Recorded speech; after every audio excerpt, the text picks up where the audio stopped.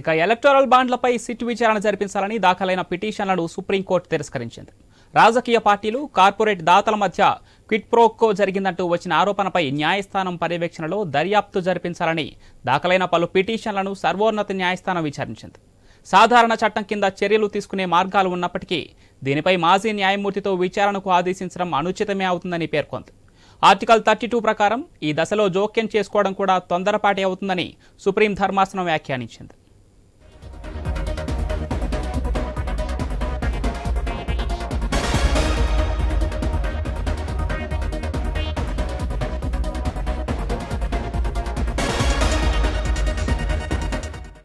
Electoral బాండ్లపై SIT విచారణ జరిపించాలని దాఖలైన పిటిషన్లను సుప్రీంకోర్టు తిరస్కరించింది. రాజకీయ పార్టీలు, కార్పొరేట్ దాతల మధ్య క్విడ్ ప్రోకో జరిగిందంటూ వచ్చిన ఆరోపణపై న్యాయస్థానం పర్యవేక్షణలో దర్యాప్తు జరిపించాలని దాఖలైన పలు పిటిషన్లను సర్వోన్నత న్యాయస్థానం విచారించింది. సాధారణ చట్టం కింద చర్యలు తీసుకునే మార్గాలు ఉన్నప్పటికీ దీనిపై మాజీ న్యాయమూర్తితో విచారణకు ఆదేశించడం అనుచితమే అవుతుందని పేర్కొంది. ఇక ఆర్టికల్ 32 ప్రకారం ఈ దశలో జోక్యం చేసుకోవడం కూడా తొందరపాటి అవుతుందని సుప్రీం ధర్మాసనం వ్యాఖ్యానించింది.